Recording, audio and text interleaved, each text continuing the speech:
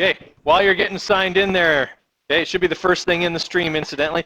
Okay, make sure you open the Google Doc. That's the one that you are going to do your report on. Okay, couple of reminders. When we go into the lab, okay, and we're going into the biology lab this time, so that's the one down the hall, not the one right across the hall. Okay, so we're going to be very, very quiet in the hallway so as not to disturb Mr. Dickey's class. When we go in there, okay, I will open up the cupboard where the microscopes are. Just grab one of them, okay, for you and your partner. There should be enough for people to work in groups of 2, and that would be advisable. Groups bigger than that, and people just don't get a chance to use the microscope. So go with a partner, bring it to your table, get it plugged in. I'll turn the power on so that the lights work, okay, all of that kind of stuff. You're only going to need one microscope slide at your table at a time, okay? We're going to be doing them in this order. We're going to do the letter E first, okay? So the letter E will be our first one, the amoeba will be our second, the paramecium third, and the euglena fourth. Okay, so make sure that you do them in that order because they do get progressively smaller. Okay, the letter E, you're going to be making a wet mount of that. You might not have done this before. It's easy. Okay, but here's how it works. To make a wet mount, the first thing you're going to do is cut out a lowercase letter E from an article in the newspaper clippings that I have at the front. Okay, so what you're going to have is essentially a little piece of paper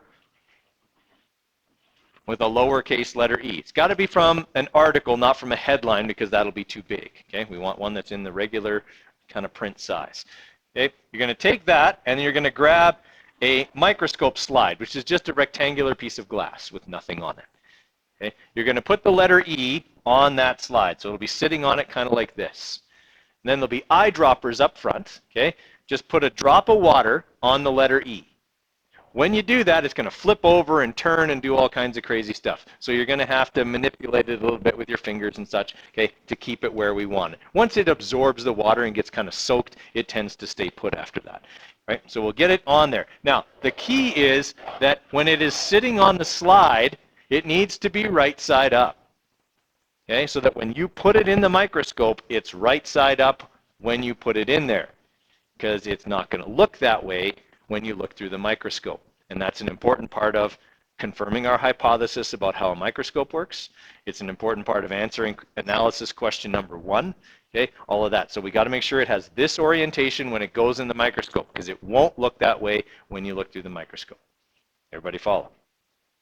Okay, so make sure it looks that way. Now, before you put it in, so now we've got we've basically got a wet piece of newspaper and some water on a slide. We don't want to put the slide into the microscope that way, because then we'll get gooey microscope water and a piece of newspaper that's all wet all over the microscope. We don't want that. So we got to put a cover slip on there. The cover slips are in a little box. All they are is a square translucent piece of plastic.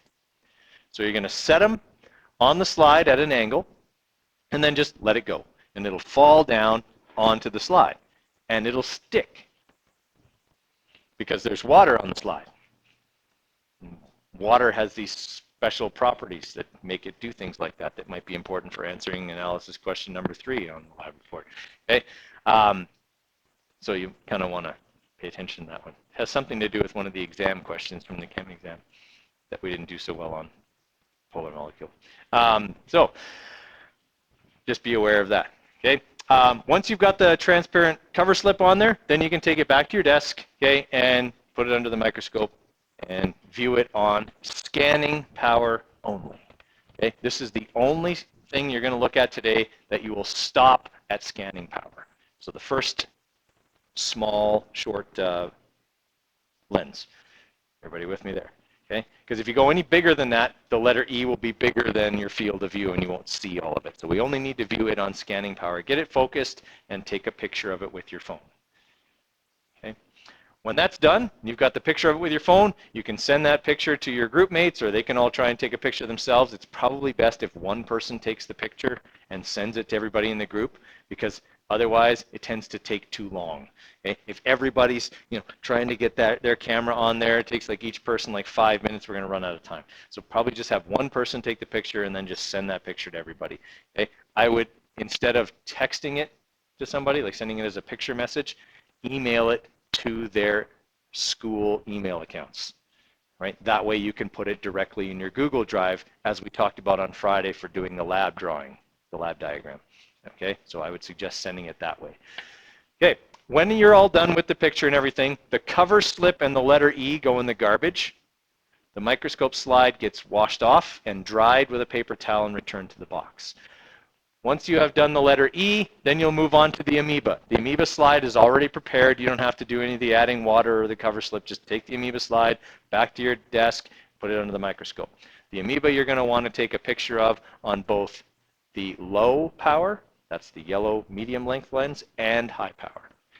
Okay? And then you can decide which one will be easier for you to draw the diagram using your diagram. Once you've done the Amoeba, then you'll come up and get the paramecium, do the same thing, get it on high power, take a good picture of it, okay, and then grab the Euglena last. The Euglena is a lot smaller than the other two. It's going to take you a lot longer to find it and get it focused.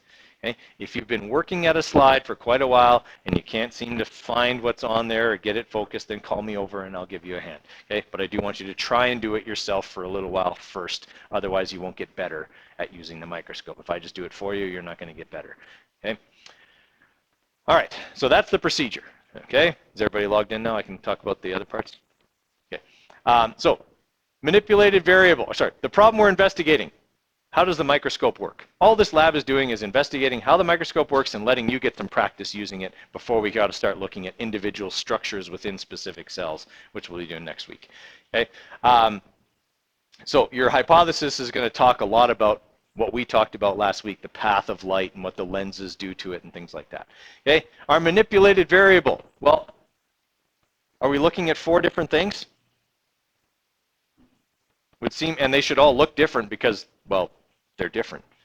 Okay, don't use that as your justification though, because that won't be enough. But okay, you guys get the idea there. Okay, so that covers manipulated and responding. Okay, we're changing the specimen we're looking at, and they should all look different. Okay, the controlled variables. Well, those are going to have to do more with the piece of equipment that you're using, the microscope, and how you use it.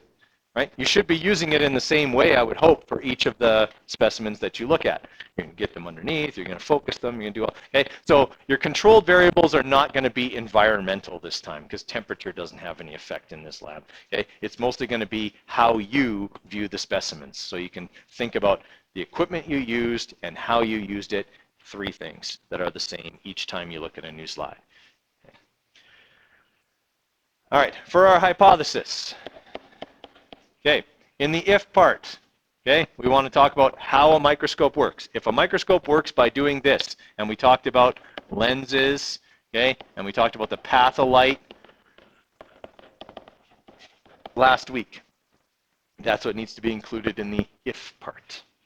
Okay, the and part is just describing the experiment. We're looking at some single-celled organisms, stuff under the microscope, whatever. Okay, the then part needs to tell me the properties your images will have. Okay? Properties means things like its orientation, right side up, upside down, okay, backwards, whatever. Okay? And then probably also talk about size and appearance. Those would be the things that should be in the then part because those are your expected results and they'll help you to confirm whether you were right about how the microscope changes light and changes its path.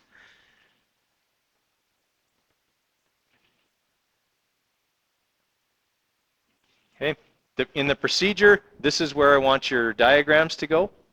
Okay, I think it says on yours, insert lab diagrams here. Okay, in the procedure part right before the analysis, so make sure that's where your lab diagrams go.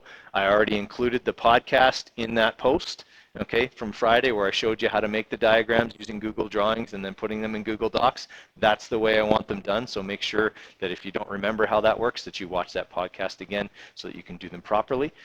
Okay, and then using what you set for the analysis here, okay, analysis question number 1 is basically how you're going to explain whether your hypothesis was right or wrong. So using what you saw under the microscope, mostly you're going to be talking about the letter E for question number 1 because it's the only one you know its orientation at the start and you'll know whether it's different at the end. In an amoeba, you're not going to know whether that's right side up, upside down, backwards, forwards, whatever, because an amoeba, it's just a blob, okay? You don't know what it looked like before you put it under, so it's hard to say on that one. But with the letter E, okay, talk a lot about what the letter E looks like and how that kind of backs up that path of light thing. Okay, describe and explain the steps you took to find and focus your paramecium. Walk me through what you did. Okay, first, put the slide in, then, looked on this lens, did this, moved it here, whatever. Just walk me through the steps until you had it focused on high power. And then on number 3, why do we add water to a wet mount? Okay, well, don't just say because it wouldn't be wet if I didn't, because that's not good enough. Okay. Let's talk about the special nature of water a little bit on that one, okay? What it might do with the cover slip, okay? Things like that. And then for your conclusion, okay, so copy and paste your hypothesis back down there and then talk a lot about kind of what you said in question number 1 and about what things looked like in general and how that relates to your hypothesis. And then 2 sources of error. I'll give you one right now. You are all very inexperienced using the microscope. Okay, that is going to cause you to have some difficulty and run into snags today. Okay, so that is going to be a source of error for you, inexperience using the microscope. You only have to come up with one more.